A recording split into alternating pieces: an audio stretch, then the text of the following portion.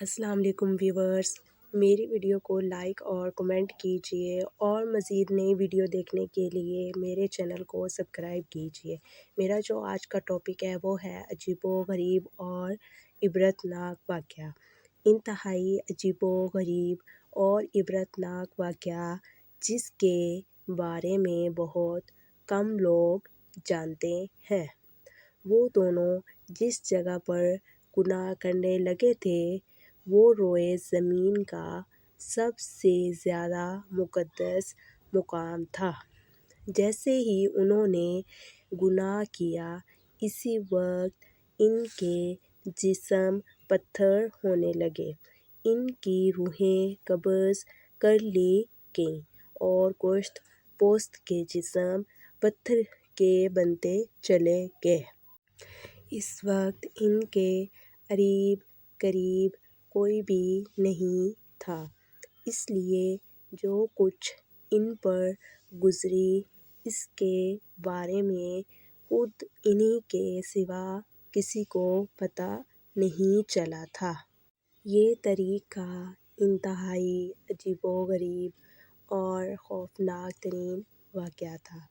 دو زندہ انسان جن میں سے ایک مرد تھا اور دوسری عورت تھی، عذاب الہی کے تحت پتھر کے کچھ دیر گزری تو ادھر سے کسی کا گزر ہوا۔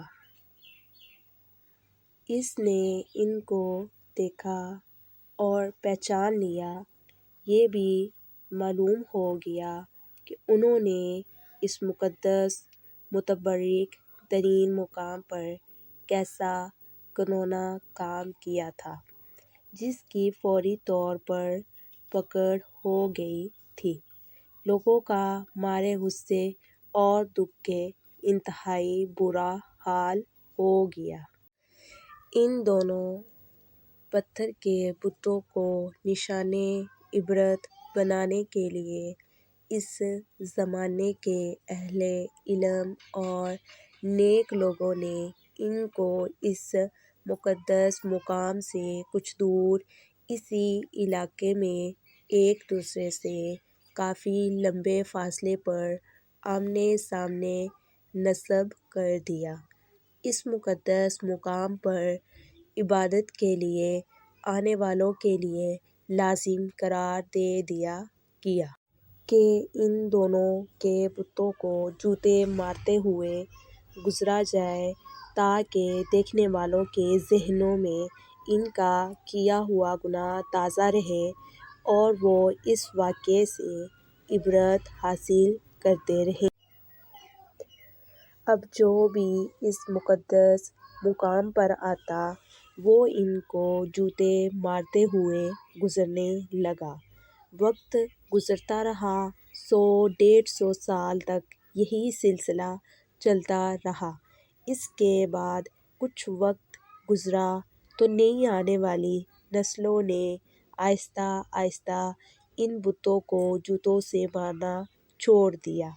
شیطان نے ان کے ذہن میں یہ بات ڈالی کہ کیونکہ یہ عبادت کا حصہ نہیں لہٰذا ان بتوں کو جوتوں سے مارنا ضروری نہیں، بلکہ اس کی بجائے ان کو علامتی طور پر تھپڑ مار کر گزارا جائے، جس سے ان سے نفرت کا اظہار بھی ہوتا رہے گا اور ان کے کیے ہوئے گناہ کا خیال بھی لوگوں کے ذہنوں میں موجود رہے گا۔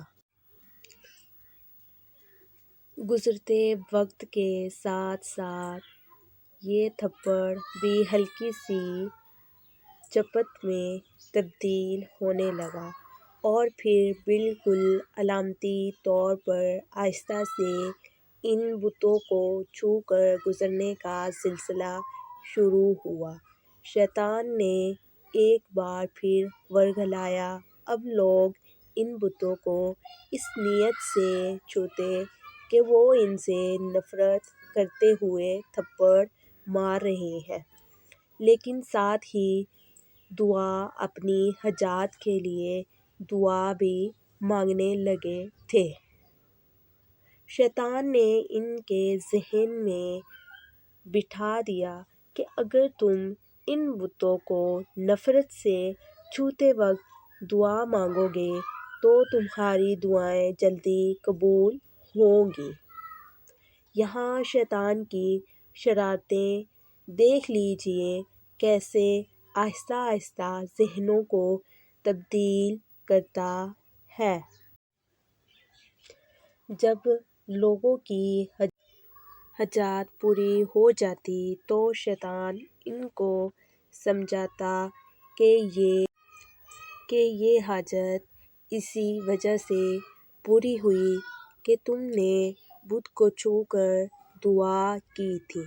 وقت گزرنے کے ساتھ ساتھ آنے والی نسلوں کی سوچ بدلتی چلی گئی اور وہ اب ان بتوں کو چھو کر دعا ضرور مانگتے تھے لیکن ان کے انداز میں ان بتوں کے لیے عقیدت اور احترام آنے لگا تھا۔ اور پھر وہ وقت بھی جلد آ گیا جب ایک بدبخت نے اس بت کے سامنے اس کی باقاعدہ مناجات کی اور اسی سے دعا مانگنے لگا۔ جوتے مارنے سے شروع ہونے والی داستان تھپڑ مارنے، علامتی طور پر چھونے، عقیدت سے چھونے سے ہوتی ہوئی باقاعدہ عبادت تک چلی گئی۔